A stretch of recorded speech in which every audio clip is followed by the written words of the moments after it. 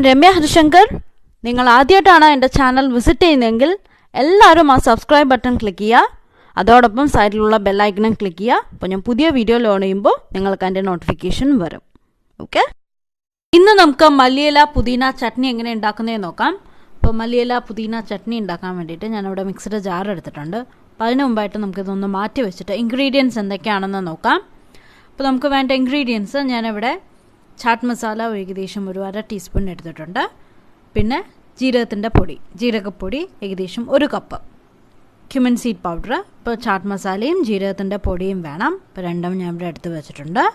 പിന്നെ നമുക്ക് വേണ്ടത് 1 ടേബിൾ സ്പൂൺ നിലക്കടല, 1 ടീസ്പൂൺ പഞ്ചസാര, അപ്പോൾ അതും റെഡിയാക്കി വെച്ചിട്ടുണ്ട്. പിന്നെ നമുക്ക് വേണ്ടത് ഉപ്പ്, ആവശ്യത്തിന് ഉപ്പ് വേണം. അതോടൊപ്പം 1 നാരങ്ങയുടെ പകുതി, ഇതിൻ്റെ ജ്യൂസ് നമുക്ക് വേണം. ഈ നാരങ്ങയുടെ ഹാഫിൻ്റെ പാതി ജ്യൂസ്. അപ്പോൾ ഇത് രണ്ടും നമുക്ക് അവസാനം ആഡ് ചെയ്യേണ്ടതാണ്, അതായത് ഉപ്പും ലെമൺ ജ്യൂസും. പിന്നെ നമുക്ക് വേണ്ടത് പുതിന ഇല, അതായത് മിൻറ്റ് ലീവ്സ്, അത് വേണം. ഇത് ഏകദേശം ഒരു 1/2 കപ്പാണ്, ടൈറ്റ്ലി പാക്കായിട്ട് എടുത്തതാണ്. ഇപ്പോൾ കാണുമ്പോൾ നിറയുള്ള പോലെ തോന്നും, പക്ഷേ 1/2 കപ്പേ ഉള്ളൂ. 2 പച്ചമുളക് വേണം. പിന്നെ നമുക്ക് 1 കപ്പ് മല്ലിയില, അതും വേണം. അപ്പോൾ നമുക്ക് മിക്സിയുടെ ചെറിയ ജാറിലോട്ടാണ് ഞാനിതെല്ലാം ആഡ് ചെയ്തിട്ട് അരയ്ക്കാൻ പോകുന്നത്. അപ്പോൾ മിക്സിയുടെ ജാറിലോട്ട് മല്ലിയില, ഏകദേശം 1 കപ്പ് മല്ലിയില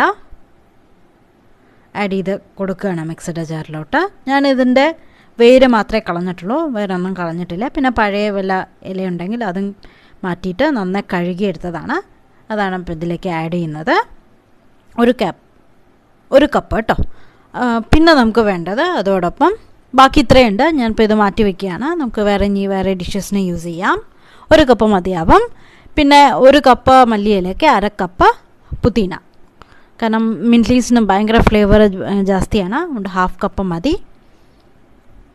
1/2 കപ്പ് മിൻറ്റ് ലീവ്സിൻ്റെ മെയിൻ സ്റ്റെമ്മുകളെല്ലാം ഞാൻ കളഞ്ഞു, ചെറുതെല്ലാം അതിൽ തന്നെ മെയിൻറ്റെയിൻ ചെയ്തിട്ടുണ്ട്. അപ്പോൾ അതിലെല്ലാം ഫ്ലേവേഴ്സ് ഉണ്ട്, നല്ല മണമുള്ളതാണ്. അതുകൊണ്ട് ചെറിയ സ്റ്റെംസൊക്കെ ഞാൻ വെച്ചിട്ടുണ്ട്. ഇതും ഇതേമാതിരി കഴുകി വൃത്തിയാക്കി വെച്ചതാണ്. ഇനി ഇതിലേക്ക് നമുക്ക് 2 വലിയ പച്ചമുളക് ഞാൻ ഇതിലേക്ക് ആഡ് ചെയ്ത് കൊടുക്കാൻ പോവാണ്. കട്ട് ചെയ്ത് ആഡ് ചെയ്ത് കൊടുക്കുകയാണ്. ഇപ്പോൾ 2 വലിയ പച്ചമുളക് ആഡ് ചെയ്ത് കൊടുക്കുക. പിന്നെ നമുക്ക് ഞാൻ നേരത്തെ എടുത്തു വെച്ച ഇൻഗ്രീഡിയൻസ്, അതായത് നിലക്കടല, പഞ്ചസാര, ജീരകത്തിൻ്റെ പൊടി, ചാട്ട് മസാല, ഇത്രയും ആഡ് ചെയ്ത് കൊടുക്കുക. ഉപ്പും നാരങ്ങയുടെ നീരും നമുക്ക് അവസാനം ആഡ് ചെയ്ത് കൊടുക്കാം. അപ്പോൾ ഇതിലോട്ട് നിലക്കടലയും പഞ്ചസാരയും ആഡ് ചെയ്ത് കൊടുക്കുക. അത് ആഡ് ചെയ്ത് കഴിഞ്ഞ് കഴിഞ്ഞാൽ പിന്നെ നമുക്ക് ചാട്ട് മസാലയും ജീരകത്തിൻ്റെ പൊടിയും ക്യുമിൻ സീഡ് പൗഡറും അതും ആഡ് ചെയ്ത് കൊടുക്കുക.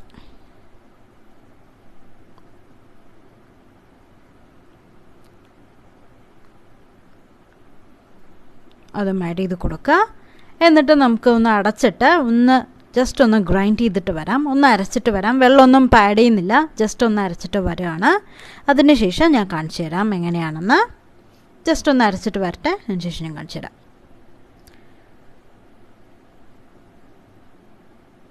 ഇപ്പോൾ കണ്ടില്ലേ, ഞാൻ അരച്ച് എടുത്തിട്ടുണ്ട്. ജസ്റ്റ് ഒന്ന് ക്രഷ് ആയിട്ടേ ഉള്ളൂ, പേസ്റ്റ് ആയിട്ടില്ല.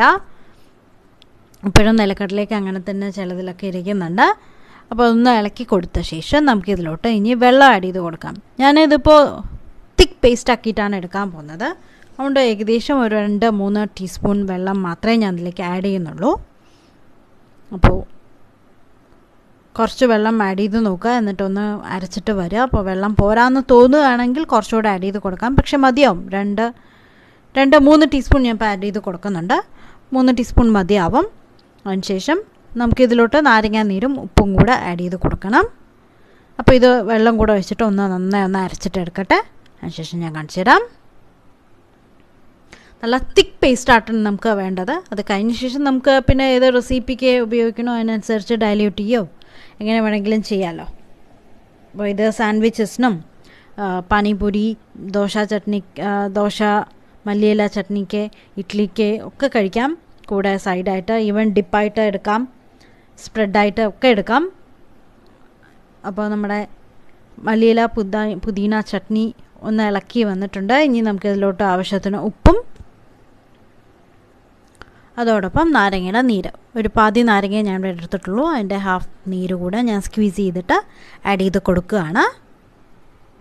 അപ്പോൾ അതുകൂടെ ആഡ് ചെയ്ത് കൊടുക്കുക. ഞാനൊരു സ്ക്വീസറിൽ കൂടെ ആ പാതിയിൽ നാരങ്ങ വെച്ചിട്ട് ഒന്ന് സ്ക്വീസ് ചെയ്തെടുക്കുകയാണ്.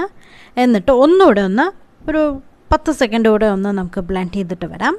അതിന് ശേഷം നമുക്കിത് ബൗളിലോട്ടാക്കി കൊടുക്കാം. ഇത് ഒരാഴ്ചയൊക്കെ നമുക്ക് കേടുകൂടാതെ ഫ്രിഡ്ജിലിരിക്കണ്ടോ, നമുക്ക് ഏത് റെസിപ്പീസിന് വേണമെങ്കിലും യൂസ് ചെയ്യാം.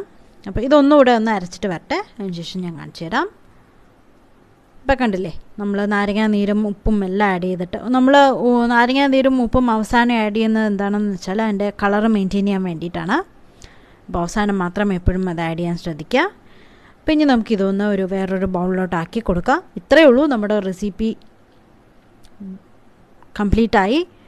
ഇനി ഇതൊരു ബൗളിലോട്ടാക്കി കൊടുക്കുക. എന്നിട്ട് പിന്നെ ഏത് റെസിപ്പിക്കാണോ ആവശ്യം അതിനനുസരിച്ച് എടുക്കുക. കുറച്ചുകൂടെ ഡയല്യൂട്ടഡ് വേണമെങ്കിൽ ആ സമയത്ത് സെർവ് ചെയ്യുന്ന സമയത്ത് കുറച്ചുകൂടെ തിന്നാക്കിയിട്ടെടുത്താൽ മതി. അപ്പോൾ ഞാനൊരു ബൗളിലോട്ടാക്കി കൊടുക്കുകയാണ്. ഇത്രയേ ഉള്ളൂ, നമ്മുടെ പുതിന മിൻറ്റ് ചട്നി റെഡി ആയിട്ടുണ്ട്. ഇതെന്തായാലും എല്ലാവരും ട്രൈ ചെയ്ത് നോക്കണം. നല്ല ഗ്രീൻ കളറായിട്ടാണ് ഇരിക്കുന്നത്. അപ്പോൾ എന്തായാലും ട്രൈ ചെയ്ത് നോക്കുക. എന്നിട്ട് താഴെ കമൻറ്റ് ചെയ്യുക. പുതിയ റെസിപ്പിയായിട്ട് വീണ്ടും കാണാം. അതുവരേക്കും ബൈ ബൈ.